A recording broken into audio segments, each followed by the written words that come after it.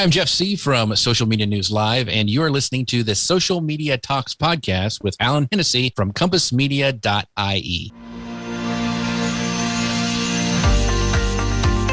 Welcome to Social Media Talks podcasts, brought to you by compassmedia.ie. Hello and thank you for joining me. This is the Social Media Talks podcast brought to you by compassmedia.ie, episode number 100. Yes, we are into triple figures, guys. And thank you so much for all of your support over the last number of seasons. We are delighted to have your company and always really appreciate the feedback as well. I'm your host, Alan Hennessy, the digital mentor, and this is the podcast to help business owners who want to learn more about social media marketing. And if you'd like to listen back to any of our previous podcasts, you can do so by logging onto our website at compassmedia.ie/podcasts. And I'm so looking forward to this episode of the podcast. I've been trying to get this guy on the podcast for a number of months, and we finally have fitted into each other's schedule. And today I'm going to be talking to Jeff Sieh, who is an international speaker and visual marketing consultant. He specializes in Pinterest, Instagram, and also video. He is also head beard at the Mainly Pinterest Tips, where he is the creator and the host of the Manly Pinterest Tips Show. And Jeff has worked and produced visual content for various companies, including Guy Kawasaki, Social Media Examiner, Tailwind, and also Kim Garst as well. And today we're going to be talking all about content marketing and marketing in general, and how it has evolved over the last number of years. So without further ado, I think we will transition straight over to the interview with Jeff. Hi Jeff, how are you? Thanks for joining us today on the Social Media Talks podcast. And yes, we're honoured to have you on the show, and it's our 100th episode as well. It's a real pleasure to have you, and we've been trying to get you on the show for quite some time, and of course you had to wait till the 100th episode, didn't you? Yes, I planned it that way. Well, Alan, thank you so much for having me, and congratulations on your 100th episode. That actually is quite an accomplishment. A lot of podcasters don't get that far at all. Yeah, no, it's great, and we've had some fantastic guests on over the last few years, so it's great. But it's great to actually sit and talk with you. And of course, today we're going to be talking all about content marketing, and I suppose how it's changed over the last number of years. So it's literally has just had a huge shift and evolved so much. I know from when I started too. I'm sure you could probably even tell a little bit more than that. So, but I suppose at the end of the day, it has changed just so much. So, but before we get into that, maybe you might give us a little bit of a brief background on yourself, just in case anyone doesn't know you, which I find highly unlikely at this stage. Yeah, I'm a legend in my own mind, I guess. My name is Jeff Sieh, and I've been doing, I just got a thing like on a Facebook memory thing like this morning that it's like, it was a show that I did 8 years ago on the Manly Pinterest Tip Show. So I started, actually, I had a small digital agency. I live in Longview, Texas, and I had an agency that we'd do things back in the day. I remember the credit card CDs. I used to make those on a robotic printer. But I would do websites for people and then commercial videos. And all of a sudden the social media thing started coming along. And I thought, I was telling my clients they need to get on it. It's great marketing. And I thought, well, telling everybody I ought to do it too. And so I started a blog, and I wrote some stuff. And I was listening to one of the first podcasts, the Marketing Partners, Social Media Marketing Podcast by Michael Stelzner. And he had a lady on there named Cynthia Sanchez, and she was talking all about Pinterest and how it boosted her blog traffic, and it was a great way for traffic. And I'm like, I need more traffic on my blog. I should try that. So I started doing Pinterest, and it started really, really working for me. And that was way back in the beginning. It had just gone past the invite only stage where you could get access to it. And of course, there's a lot of women on there. There was a lot of men. And so I wrote this post called Manly Pinterest Tips #1. And I talked about how I shared a secret board with my daughter, and it took off. It did really, really well. And everybody was like, oh, this dude's on Pinterest. This is kind of interesting. And that led to, this was back when Google Plus was a big thing, and I got really involved. And Alan, I even met you there. I'm not sure if you were on there, but because I mean, did a lot of stuff, and it was the Wild West. We started a show called Manly Pinterest Tips with 4 other guys. Mike Alton was one of them, and some other guys were on there, and we were able to interview like Guy Kawasaki, and then we got people who, one of ours was the producer and director of Pretty Woman and Under Siege, and we, just because of the Wild West nature of this, we had people come on our show, and we were able to connect, and so that grew, and I started my own podcast, Manly Pinterest Tips, and then that led to speaking engagements, and actually led to me being contracted with Social Media Examiner for almost over 5 years, and speaking at their big conference and all this stuff. And it all started from this little blog post over on Pinterest. And isn't it amazing when you think about that, you know, like how things can just evolve like that, and it's literally crazy. You know, it's amazing. I remember actually when it used to be on Blab, and we all used to be on Blab. That's and right. That was they were the real Wild West days. Really, yeah, it was. But and I remember being on Blab and seeing you and said, I have to get to talk to this guy, have to shoot the breeze, and we have to have it, you know, and it like that. You know, I've met so many people over the years from Blab, and also from obviously Google as well, like type of thing. So it's been an interesting journey, I suppose, in the last over the last 10, 15 years, I think, in the way it has evolved and all, you know. And of course, we only you're speaking of Pinterest, we had Elisa on only a couple of weeks back as well, and she was mentioning about how it has changed as well. So I suppose, like, when we talk about content marketing, you know, it's like, you know, where do you even start? What do you even begin with? And you sort of say to yourself, there's so much of it out there now. Right. But I think when you, like, I'm going back now a few years, and I'm thinking, you know, when people used to say content marketing, it was blogging. Yeah, you had a blog, and that's what content marketing was, in a nutshell. But it has evolved so much, you know, I suppose, with especially obviously social media, new channels coming on board, podcasts and live streams. So what is your take on content marketing and the way it has evolved, I suppose, over the last number of years? So it's interesting. When I first started, and you probably remember this too, phone books. That was how marketing. There's, you know, the yellow pages here in the States, people would come and they would try to sell you ads, and that was how you got your name out there and all that stuff. And now, I don't know if they even deliver phone books anymore. It's, you know, the thing about, you know, content marketing, social media marketing, if you don't like change, then you shouldn't be in this field, because definitely. Everything, it changes daily almost. And the thing is, I would say, like, you know, it used to be like content marketing, and there's social media marketing, and then there was like search engine marketing, all this stuff. I think now it's just marketing. Yeah. If you're doing any sort of marketing, it's going to have to encompass all this, the stuff that we're talking about, like, you know, social media and, you know, the written word, blog, if you do blogging, or, you know, even like writing on Medium or some of those other places. But yeah, it's changed so much from, you know, social media was where it was like chat rooms, and then it evolved, you know, into Facebook, and then it, you know, Facebook groups. I mean, all these things is morphed into, you know, what we call marketing today. And so it's not so much just social media or content. It's all encompassing, you know, email marketing is probably the only thing that really hasn't changed since we started. I mean, there's new ways to get people on your list, and there's new, you know, softwares to help you management. But email is probably the only thing that really hasn't changed since you and I first started. I mean, you still go to some sort of browser and you email somebody or email your list, and those newsletters are still around, and it's still a great way to, you know, to reach people. But everything else, I think, has changed so rapidly. The rise of live video, which I love, like that. Back in Google Plus with Hangouts, to be honest, I think that they blew it.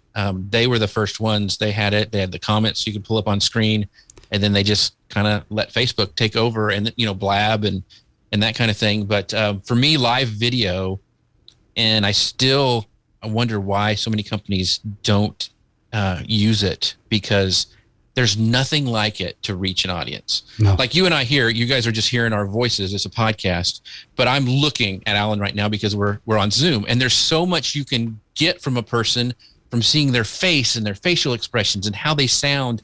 And if you do content like that every week, where you can actually talk to people and bring their comments on screen, and interact with them, build a community, That is, I mean, we would have killed for that when we first started in marketing. I mean, and now these tools, I mean, we have a television studio in our pocket. I had started probably video editing on Premiere 2.0, and I would have killed for this kind of technology that we can do now, that we can reach out and broadcast live to so many people anytime we want to. Yeah, and I think I would totally agree. I do think where we sort of say content marketing, we do sort of say to ourselves, oh yeah, there's content marketing.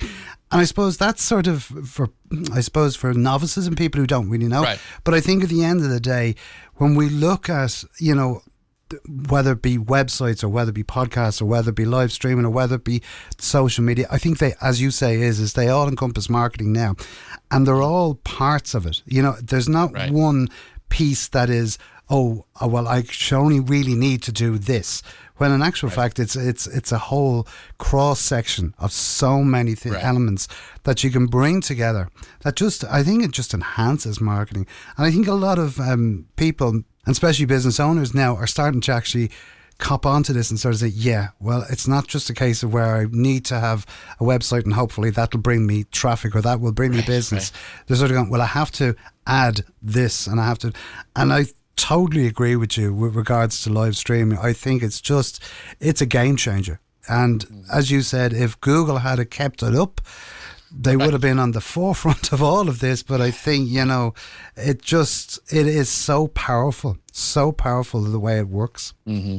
And being able to, COVID is one thing when we all kind of had to lock down and there was a mad scramble, like, how do I communicate with people? And people like us who had figured this kind of stuff out, where we had already built communities, virtually from our houses and doing live video and whatever.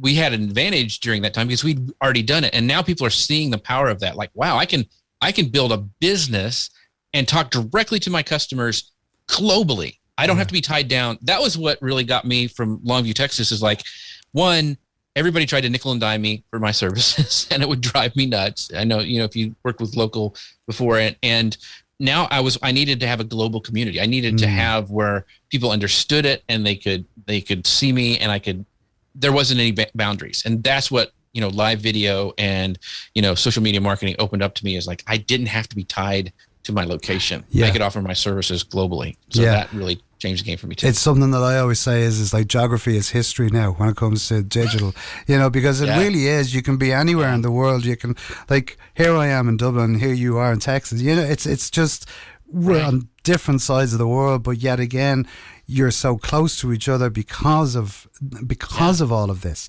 And I think that's the beauty of it. Like, we set up the Global Tea Break about 2 years ago, and it was just literally a month before the pandemic and before COVID ever started.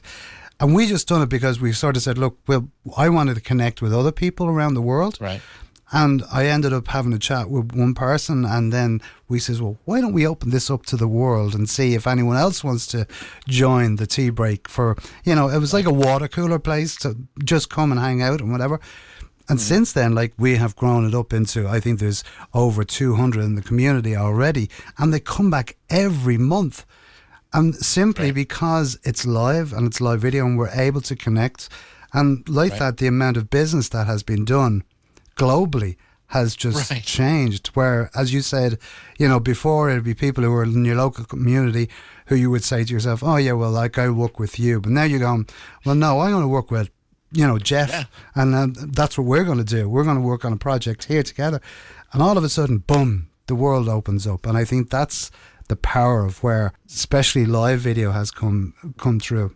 Yeah, and the technology, just a side note of that, which really has helped my business too, not just the social media aspect as well, but for professional development. So I have been meeting for over 5 years with a mastermind group, and we are across the globe, and we meet every Monday morning, and we've been doing that for like I said, for over 5 years. And one of them is Eric Fisher, he used to work with Social Media Examiner as well, and he does the Beyond the To-Do List podcast. But and that has helped me. I'm not locked by geography. I can have these friends and we only see each other a couple times a year, usually at conferences, but it's just like, we just continue the conversation. It's nothing strange about it. And we have been able to develop that and grow our businesses because I'm able to connect with people who have growth mindsets and really want to, work on things together, and we don't have to worry about competition. And I mean, it's just wonderful. And if I think people are more and more discovering how powerful that is, that you don't have those boundaries anymore. Yeah, and you touched on competition there, and I totally agree with that. I think, there's enough to go around for everyone, because everyone has their own style and everyone has their own bits that they bring to the party. And I think that is the key important part of it. I see, like it has just opened up. Like, like we've had so many great guests that have been on the podcast here and also on the live shows and stuff like that it has opened up, and people have always, I've always said it, if I ever go to the States, I would not need a 2-week holiday. I'd need at least a 6-month holiday, because I'd have to get around the whole of the States just to meet people. Say, oh, you're coming. Yeah. Well, so and I think that's great, because it also builds up, as much as anything else, a great helping people who are in the business, or not, and not necessarily just in what we do. I think in every business, because it's opened up that world to where we can actually call on people and ask for advice or work or collaborate or whatever it may be. And I think that's the beauty of it. And I suppose the key thing to it is the content and getting the information out there. So, my personal opinion of it, I think it's going to change over the next 5 years. We're going to see a huge increase. Like, I know we're seeing it at the moment, obviously with video content, but I think, mobile first content, all that customized, customer focus, it's all starting to evolve now, and people are starting to, I suppose, get to grips with it. Yeah. And I think that brands and companies, we had Mark Schaefer on the show last week, and he's talked about, the most human company wins. Yeah. And I think it's going to be not just the products that you put out, but how you communicate and build community around that. Like, people could hire somebody else to do services that I do, but they connect with me because they've seen me and they know me and they know what my face looks like. They know that I stumble over my words sometimes when I do live, but I'm a real person, and that connection wants them to do business with me. And I think companies are going to discover that. So that's going to cause our content to have to shift as well. I always think there's going to be a spot for the written word. I don't think blogs are going to go away. I think maybe the way we format blogs are going to be different, probably in more and more bite-sized chunks. I think audience and attention spans, they have been shortening. But there's always those people who really want to dive in and read. And so there's still going to be a place for that. But I think like with the rise of TikTok and, YouTube Shorts, I mean, if you've played with TikTok at all, the algorithm is amazing, and they know how to suck you in on that. And those algorithms are going to get better and better. And so brands and companies are going to have to figure out how to get in front of those eyeballs, because you can't be a boring brand if you're trying to reach certain demographics. You just can't. And so this storytelling is going to become more and more important, and interjecting humor into even though that little bit of short form content, we're going to have to do that. I still don't ever believe that an algorithm is going to be able to write a joke or do something fun. I think that they can help you with your content writing. Jarvis and some of those AI writing tools, I think, are amazing, and they really help me when I, trying to get some stuff out, but they still can't craft a really good story or a really good joke. And I think there's always going to need that in your content marketing, but people are going to have to learn how to tell stories better than ever before and do it in a quick amount of time. They're not going to sit around and wait for you to get to the punchline. Yeah. You've got to hit them really, really quick. Yeah, and I think that's very true, because like you can see it even like there's a solicitor's or a lawyer here in Dublin, and he does so much on TikTok. And now what's happening is people are actually making memes of him. They're actually going and doing his voiceover, but they're putting it, and you just go, this is incredible. Like this guy, you would have never thought, he would be a TikTok star, and he has become one simply because of this. But he puts out information. Like, I was looking at his feed the other night, and it's just hundreds of little short form information videos that he's now starting to have fun with. And I see that you can see that people are starting to go, he's really, focusing in on what he's talking about and getting the message across very quickly. That keeps you engaged. YouTube Shorts is the same way. We always talk, we kind of miss YouTube, but it's the second largest search engine. And so it's a huge place where people discover your content. Podcasts. Some people just put their entire podcast up there and, it gets discovered. And people always, how long should your podcast be and all this stuff? Well, Joe Rogan's on there and he's 3 hours or whatever, and so if you have great content and people like what you're going to say, the audience will find you. But it has changed. And it's really interesting. And I've been testing some things. Even Pinterest is doing idea pins and stories and the short form content. And now TikTok's wanting to go a little bit longer. So everybody's testing things. And that's one of the things with content marketing, you have got to test. You can't be scared to try new things. Like this lawyer is a perfect example, or the solicitor you were talking about, is that probably wasn't in his comfort zone to turn on and do a TikTok. Never. It never was. And so and with businesses and brands, you have to think the same way. You can't be worried about looking stupid because your competitors are going to do it. Somebody's going to try it in your business or your niche, and you need to, you need to be first one out there and have the gumption to go do it. Yeah, and like even looking at that lawyer, like he has, I think on Facebook, I think he might have maybe 2,000 followers. On TikTok, he has over 121,000. It's that's just, it's mind blowing. Like, like I'm sitting here and I'm outside of me saying, okay, right, maybe I need to get into TikTok. Maybe I need to do this. Right. And when I seen that the other day, I went, oh, hold on here. Yeah. And like that, and I think as well, what a lot of people scares a lot of people away from it is saying, oh, well, what can I say? But then you realise, well, look at all the stuff that look at all the content that you have. And I think as well as that, it's all that historical content that you've been producing, and I'm only using it as an example, as in like when you put your first pin up, going back and then recreating that and then historically looking back at it and saying, okay, well, how do I update this, or how do I switch this? Right. And you're constantly giving yourself more content. I was going through a folder on one of the on one of the computers here the other day. I was looking for something at the weekend. I went, oh, I forgot about half the stuff that I'd done. And I said, oh, I'm going to spend a day now and just go and rejig that and bring it up to date. And I think that's what it is. And I think people shouldn't be afraid to sort of look at stuff that they'd done a couple of years back and just go back and say, because constantly moving. And as you say, the YouTube shorts and stuff like that, all of that kind of good stuff, there's so much opportunity. One of the things that when you were talking about that, and I think a lot of people get discouraged about because they see that I've got to create all this content, I've got to create all this short form content or whatnot, is that the tools now make it so much easier. So I do like an hour-long live show on Fridays.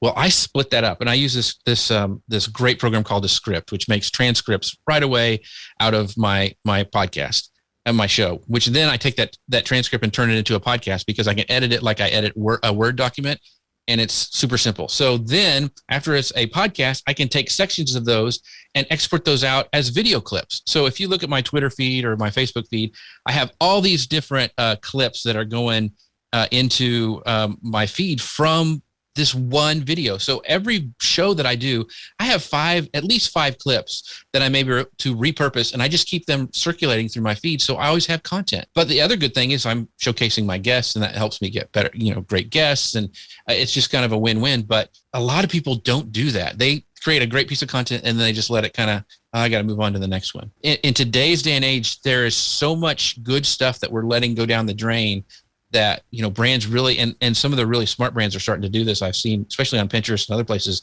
they're really repurposing a lot of their stuff for that short form, shorter video. So like all those little clips that I take, they're all under 2 minutes, 20 seconds, because that's the link that you can put on Twitter. So, like when we're asking a question and answer here, like on the podcast, it's usually under 2 minutes, 20 seconds. So a question and answer is great for me to repurpose. So as we go and as the content landscape changes, we've got to be constantly looking for ways that we can take what we have, not flush it down the drain, but repurpose it in a way that these different platforms really like.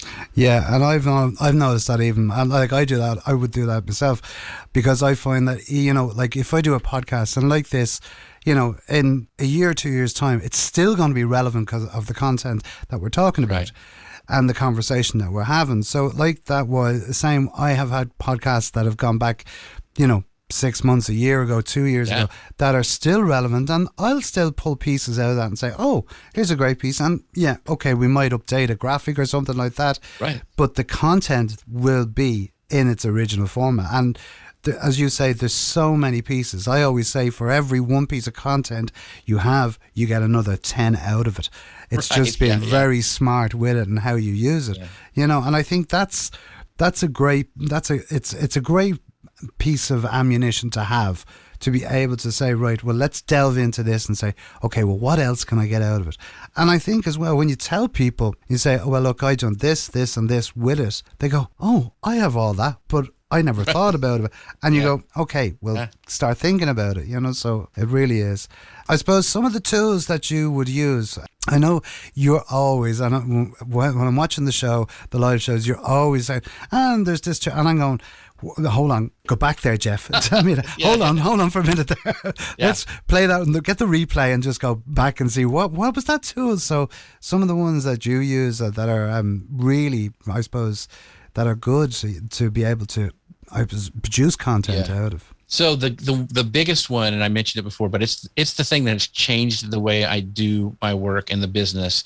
And we use it to edit. Guy Kawasaki, I'm his producer for his podcast, and edit that one as well. But it's called Remarkable People, and he interviews people like Jane Goodall, you know, Mark Benioff, all these big, huge people that are remarkable. And so it's been a lot of fun to edit that one. But we used a script, what I mentioned before, because once you have the transcript, you can edit it right off of that. Now we take it and do some sound design with Adobe Audition, but for like my show and a lot of other shows that I produce or edit, is that we'll just use the script by itself. It's got some new features. They're always coming out with new features, like a studio mode that makes your, you know, if you have a guest who doesn't have a really great microphone or something like that, it can really boost the quality of that. But the time that it takes that I can export that right from, you know, the transcript, and I can chop up pieces of the transcript. And because it's a transcript, I also have subtitles. I don't have to upload it to another place to get subtitles. So if you look at all my clips, they have the subtitles running down below them. It just does it because I can just export the subtitles at the same time that I do the video clip. So it's just a game changer. When people see, that's the one thing when I talk in conferences, when people see that, their mouths fall on the floor because their jaw just drops, because they're like, what? And it's, you know, it's an AI generated transcript, but it's like 98% accurate. I mean, once in a while, for some reason, it doesn't like it when I say like eCam or some other things, and I have to go back and edit that. My co-host on the show is Grace Stuffy, and sometimes it's, you know, it's Grace Fluffy or Grace Snuffy. It's the way I pronounce it, I think. But other than that, I can go back and fix it. It does an amazing job. And they even have a white glove treatment you can pay for, and they'll transcribe it with a human being. But that if there's one thing that I could tell companies to test and to try to reproduce like live content or a podcast, it would be Descript, and it's just amazing. The other one would be the tool that I use to go live with is eCam, and I've been using them since back when they first launched, I think.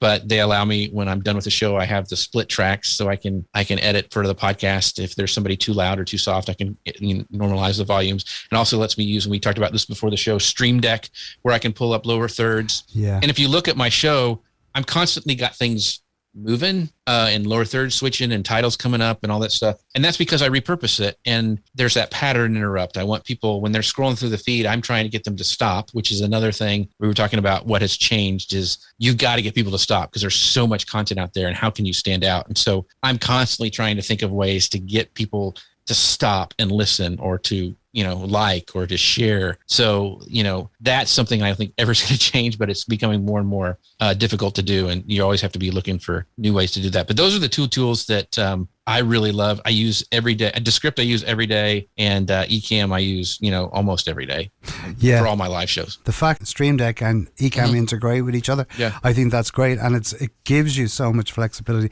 Because I know we had with Jim Fuse in the program and on the show, and like that, even Jim was saying, you know, if you want to go and buy, I was saying to him, I need to buy some kit, and he's going, okay. Yet again, like, he put me on to especially the Stream Deck, and he says, this is a game changer.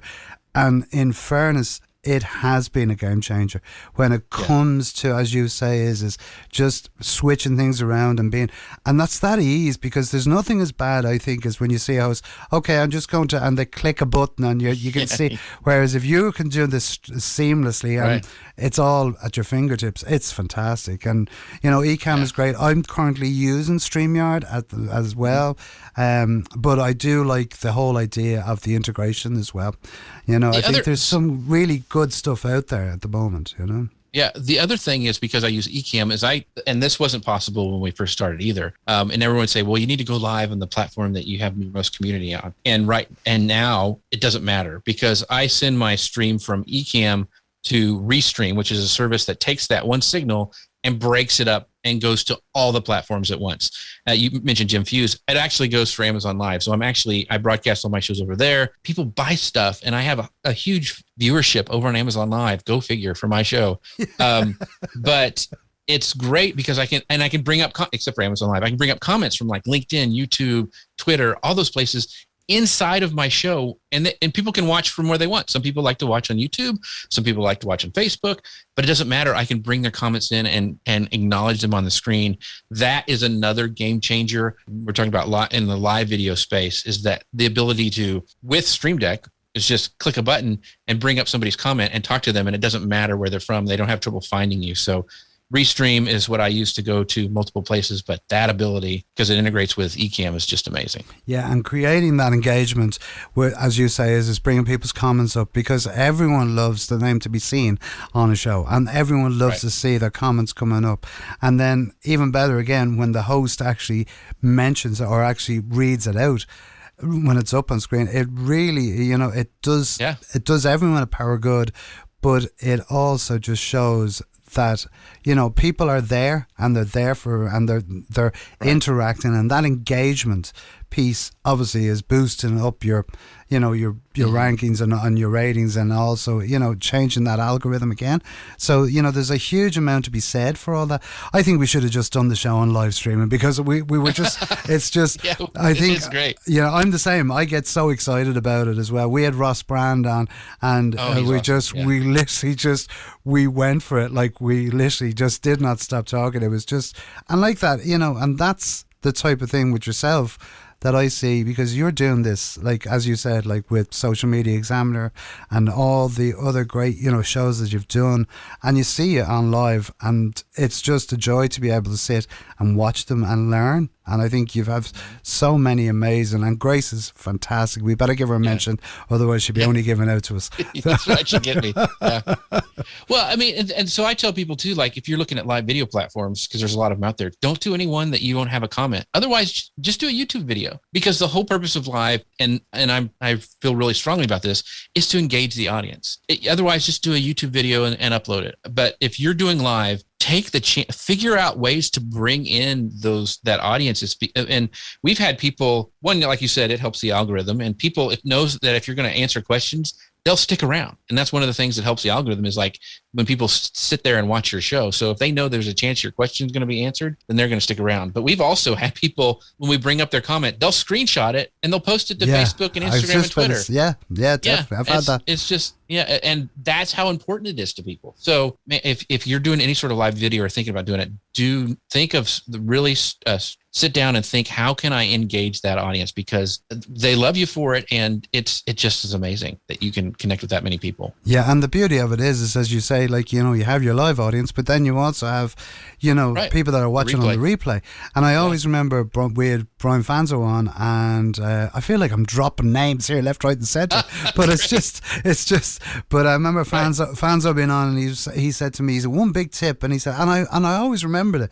I thought it was a brilliant little tip, is that when you come straight on, first thing you say is welcome to everyone watching on the replay, because by the time people connect with you, that's gone. So people who are watching it on the replay are actually getting the benefit of feeling that they are part of what you're doing here at the moment. So I just thought that's a really, really cool little tip to use. So so it's sort of, I put that in every so often. That's great. There's times when I forget, I go, I better remember to do that the next time. But it's great. So I suppose final thoughts as to content marketing. Let's let's slash that content marketing, just marketing.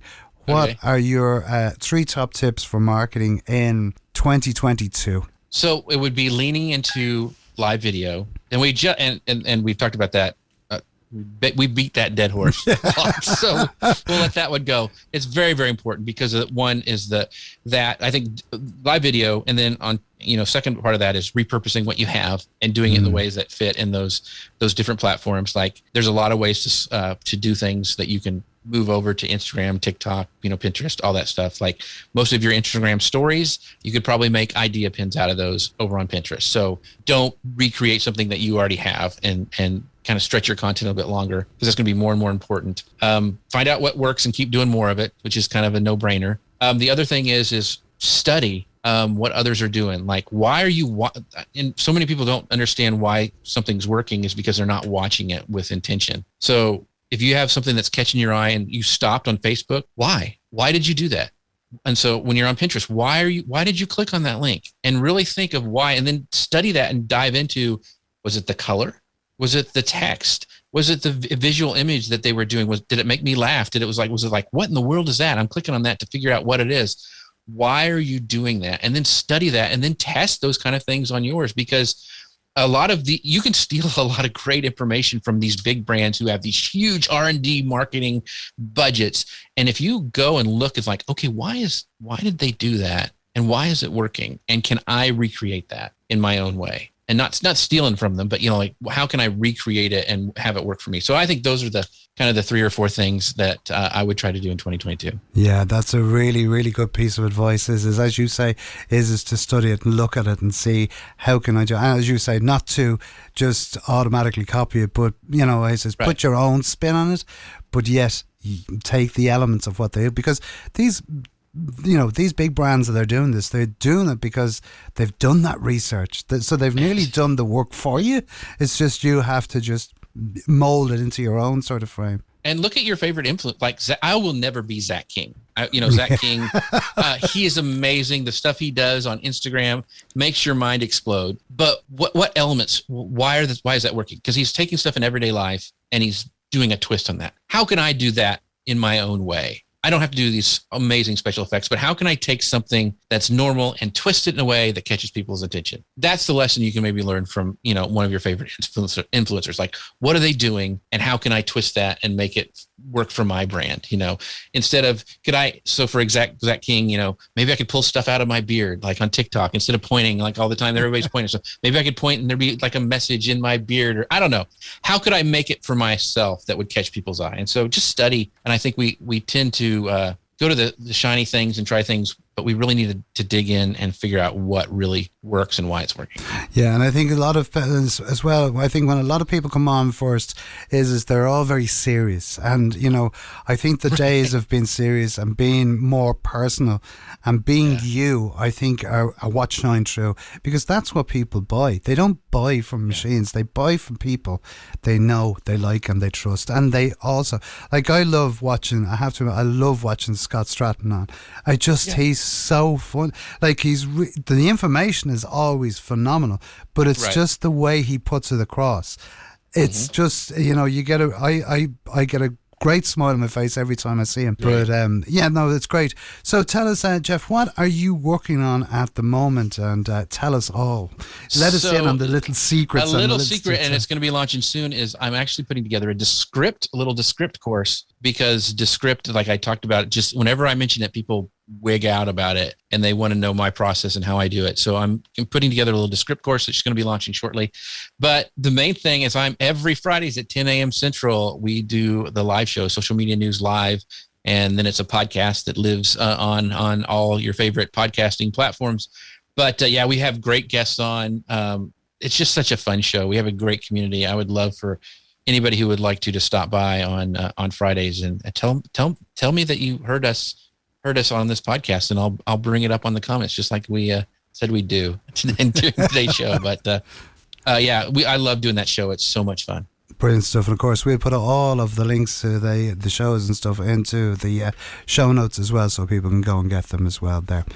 Jeff, I asked my guests a simple question, but it's a personal question that we ask our guests, and we've done it for the last 100 episodes. And it's great to be able to say that. And the question I always pose to my guests is if you had the opportunity to invite someone to dinner, whether it be past or present, who would it be and why? Past or present, who I would invite to dinner. Oh man, that is a tough one. There are so many people that I would like to do that from, but I think from who I really like, because I like his content and I like what he does, and he'd be great to have at dinner, especially if he's cooking dinner, is Alton Brown from the Food Network. I love his stuff. He used to do Good Eats, and I loved the way he put together his show and he edited it stuff, and he started by himself in Atlanta, and he kind of did this quirky kind of cooking show, and then it took off to be like Iron Chef and all this stuff. He's an amazing cook. He's an amazing personality. I would love to go out to dinner with him and sit down, because I think it would be a lot of fun. Brilliant. And of course, you can two birds with one stone there, is having great guests and also a great cook as well. Brilliant stuff. Yeah. Jeff, how can people get in contact with you if they want to reach out and chat with you some more? Yeah, they can find me at socialmedianewslive.com, or they can just email me at jeff@socialmedianewslive.com, and I will be happy to talk with any questions you have about things we talked about the show, anything that we went too fast, because we kind of did a brain dump on this one. So if we went too fast, or you want to have any questions answered, feel free to reach out to me. I'll be more than happy to connect with you. Brilliant stuff. So thanks so much for coming on the podcast and being our 100th guest. Wow, how good is that? Brilliant to say. Cool. And thanks for, as I said, coming on. And it's been a long time waiting to get you on the show. And we are so thrilled to have you on today. And thanks for sharing so much great information and so many great tips and insights as well. And we'll talk to you soon. But we wish you continued success in the future. And make sure everyone to check out Jeff's all his great live shows as well. Absolutely great. And just connect with Jeff as well, because he's such a nice guy as well. Anyway, so Jeff, on the next time. Talk to you soon, and thanks so much again for coming on the show. Thank you, sir.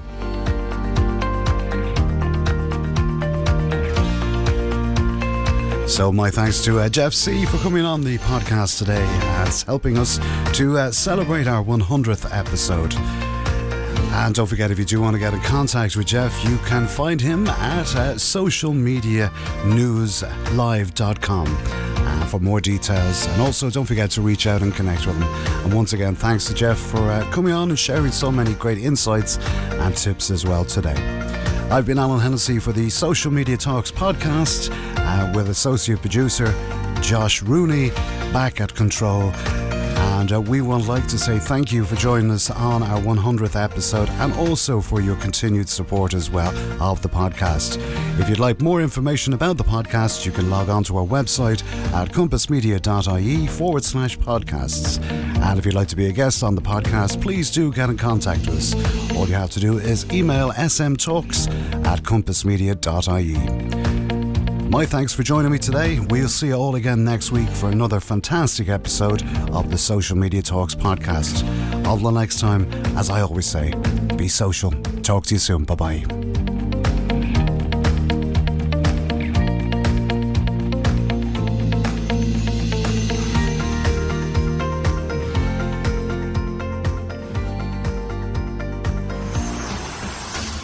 Social Media Talks podcast is a production from compassmedia.ie.